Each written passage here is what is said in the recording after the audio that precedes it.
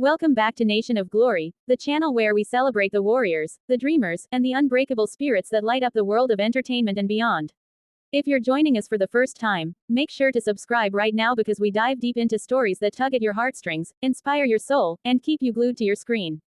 Today, we're shining the spotlight on a man who's battled through the shadows of doubt, risen from the ashes of setbacks, and claimed his throne in the ring. We're talking about Thomas Raymond Latimer, the English powerhouse known to fans as Thom Latimer, Bram, and more. This isn't just a rundown of matches and titles, it's a heartfelt saga of grit, redemption, love, loss, and the kind of triumph that makes you believe anything is possible. So, settle in, folks, grab a comfy spot, maybe a tissue or two, because this journey through Thom's life is going to take you on an emotional roller coaster you'll never forget. By the end, you'll feel like you've been right there with him, cheering every step of the way. Imagine a crisp August day in 1986, in the historic town of Chesterfield, Derbyshire, England. That's where our story begins, at Chesterfield Royal Hospital, where a baby boy named Thomas Raymond Latimer enters the world. Little did anyone know, this kid from a working-class background would grow up to become a global force in professional wrestling. Thom didn't come from a family of grapplers. In fact, wrestling wasn't even on his radar as a child.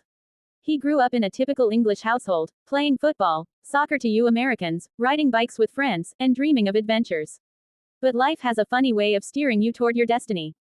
One day, as a young teen, Thom stumbled upon an old VHS tape of WrestleMania 8. The larger-than-life characters, the drama, the athleticism, it hooked him instantly. Then came the 1998 King of the Ring, and that sealed the deal. He was mesmerized by the storytelling in the ring, the way these athletes could make you feel every emotion from exhilaration to heartbreak. It wasn't just sport, it was theater, it was passion. Thom knew right then he had to be part of it. But dreams don't come easy, especially when you're starting from scratch in a small town. By age 16, in 2002, Thom dipped his toes into the wrestling world not as a competitor, but as a referee. With barely any training, he stepped into local shows, learning the ropes, literally, on the fly. It was humbling, nerve-wracking, but exhilarating. He refereed for small promotions, counting pins and enforcing rules while soaking up every bit of knowledge. A year later, in 2003, he made his in-ring debut under the name Tom Savage in promotions like SCW, which later became SWWA, in Birmingham. Those early days were tough, traveling on buses, performing in front of tiny crowds, scraping by on minimal pay. Thom was tall, athletic, with a natural charisma, but he had to prove himself. He wrestled as Tom Savage until 2005, when he moved to Harrogate and joined a wrestling school in Leeds run by the legendary Jeff Kay, a veteran from the World of Sport era. There, he honed his skills, learning the art of bumps, holds, and high-flying maneuvers. He changed his name to Brendan Fraser, yes, like the actor, but with a wrestling twist, and made waves at events like the Bulldog Bash Festival. Can you picture it? A young man, full of fire, stepping into the ring for the first time, heart pounding, crowd roaring, or sometimes just politely clapping. Those moments built his resilience, teaching him that glory comes from the grind. Thom's big break came in 2005 when WWE scouts spotted him.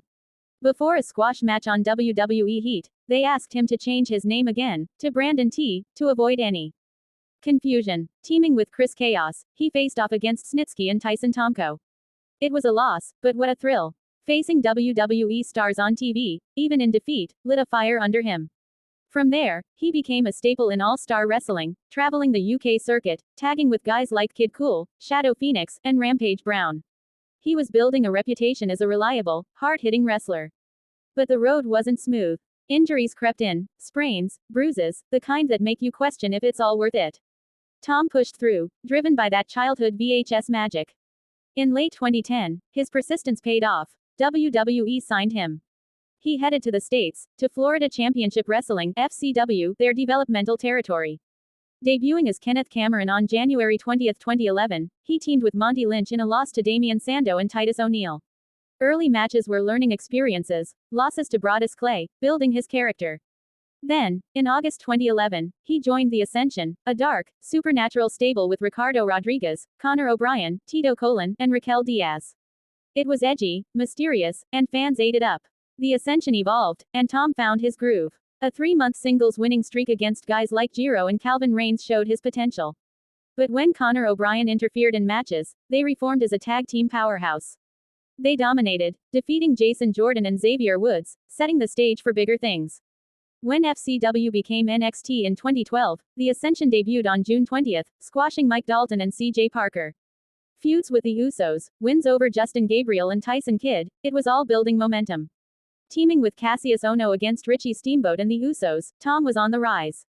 But life threw a devastating curveball. On November 30, 2012, WWE released him after an arrest for battery on a law enforcement officer and disorderly intoxication in St.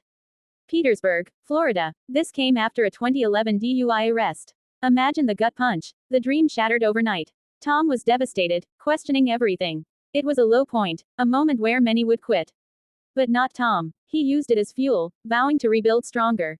This setback added layers to his story, showing that even heroes fall, but it's the rise that defines them. Post-WWE, Thom hit the independents hard, wrestling as Kenneth Cameron. In 2013, he debuted for NWA Florida Underground Wrestling (FUW), losing to Tommy Taylor but impressing crowds. At World Extreme Wrestling WXW, he defeated CJ Doyle, then turned down offers from stables like The Scene. He challenged for titles, like the WXW Television Championship, but losses built his hunger. At Full Impact Pro FIP, he beat Johnny Vandal, teamed with Tommy Taylor against the Bravado Brothers. In FUW, he lost the Bruiserweight Championship to Bruce Santee, joined Rule Britannia, lost the heavyweight to Michael Tarver and North American to Kahagas. But persistence paid off. In December 2014, he won the EPW World Heavyweight Championship from Balcabias. These indie runs were grueling, long drives, small venues, but they rebuilt his confidence. In 2018, he entered Discovery Wrestling's Disco Derby, won by Andy Wilde, showing his versatility. Then came TNA, now Impact Wrestling, in 2014. After a tryout at One Night Only, Extravaganza 2, he debuted as Bram on May 1, in a backstage segment with Magnus Nick Aldis calling him out for going soft. His in-ring debut, a handicap loss to Willow, but it set up intense feuds. Defeating Tigre Uno, then losing to Willow by DQ after Magnus's interference, it was drama at its best. Teaming with Magnus, they challenged the Wolves for tag titles, won Monsters Ball matches. At Hardcore Justice, Bram beat Abyss in a Stairway to Janice match, but injured his hand needing surgery. Declaring himself King of Hardcore, he feuded with Devin and Tommy Dreamer. In 2015, Feast or Fired led to tension with Magnus, ending in a brutal no-DQ match won by Magnus.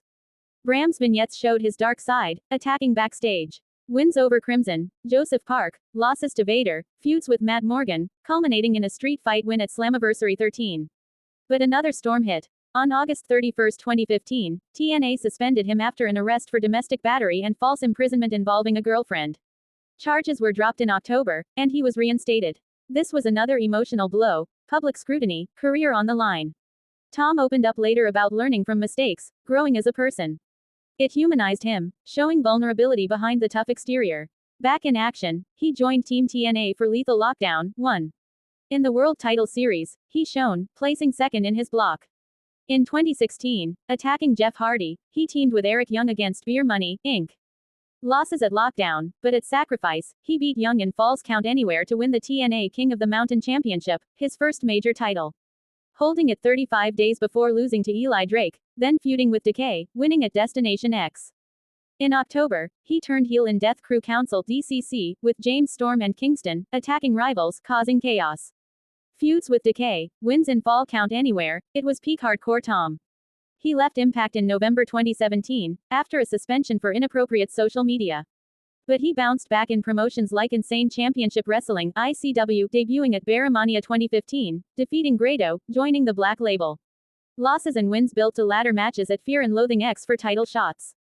In Pro Wrestling Knows Global Tag League with Robbie E., showing international appeal. Enter the National Wrestling Alliance (NWA) in 2019, joining Strictly Business with Royce Isaacs and Camille, his real-life partner. Winning the Crockett Cup Qualifier Battle Royal, advancing but losing the final to Villain Enterprises. With Isaacs, they captured the NWA World Tag Team Championship from Villain Enterprises in September 2019, a huge milestone. Losing to the Rock and Roll Express in October, but the run continued. In the TV Championship Tournament, losses, but alliances with Camille and Nick Aldis led to wins over Tim Storm. In 2022, a fatal four-way for the vacant World's Heavyweight, lost to Trevor Murdoch. Feuds with Fodder, then on February 14, 2023, he won the NWA World Television Championship from Jordan Clearwater. Defenses against Rhett Titus, competing in Crockett Cup with Titus as a cut above, losing in round 2 and for the national championship. 2023 brought betrayal. Camille as Adonis turned on him in a tag match, but he retained the TV title at NWA's 75th anniversary. relinquishing it for a world title shot. He lost to EC3 at Samhain. But redemption came in 2024, winning the vacant NWA National Heavyweight Championship at Hard Times in March, vacating for another world shot, and defeating EC3 at NWA's 76th anniversary on August 31 to become NWA Worlds Heavyweight Champion. The crowd erupted, years of struggle culminating in that pin. Defenses in 2025 against Carson Bartholomew Drake at Hard Times V in March, Rhino post-event, retaining against Rhino and Colby Carino at Crockett Cup in May. But on August 16, 2025, at NWA's 77th anniversary, he lost to Thrillbilly Silas Mason. Heartbreaking, but Tom's spirit unbroken. He's already eyeing comebacks, proving legends don't fade. Beyond wrestling, Tom's an actor, bringing that ring charisma to screen. Films like Best Buds 2D as Merch, Blind Tag as Bryce Allen Mitchell, winning Best Hero at Action Film Challenge, of Dyson Men, the musical as Barbarian, The Adventures of William Strickland, Chick Magnet as Ellison, Shovel as the Figure, Dragons of Camelot as Boars, Crazy Lake as Henry, Checkpoint as McGregor. It's a side hustle that shows his range, from action to fantasy. Now, the heart of Tom's story, his personal life. Married to Ashley Flair, aka Charlotte Flair, in 2012, during his WWE days.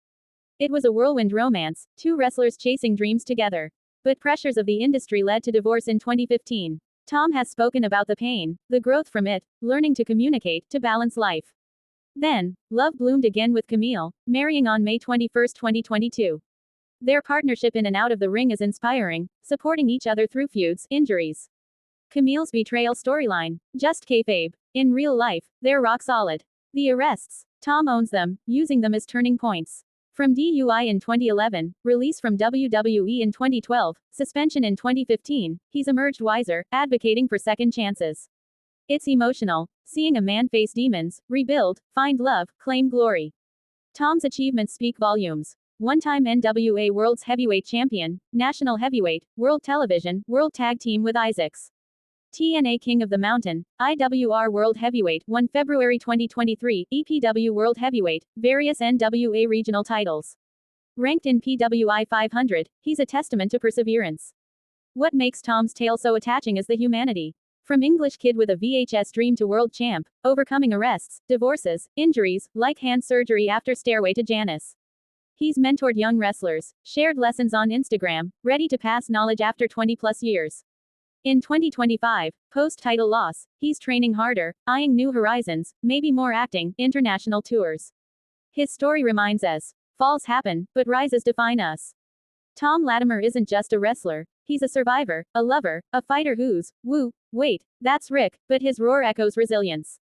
As we close this chapter on Thom Latimer's incredible journey, remember, glory isn't about never falling, it's about rising every time. He's shown us that with heart, you can conquer anything. Thank you so much for tuning into Nation of Glory today. If this story touched you, smash that like button, subscribe for more epic tales, and share with friends who need inspiration. Comment your favorite Thom moment below, we love hearing from you. Until next time, keep fighting for your glory.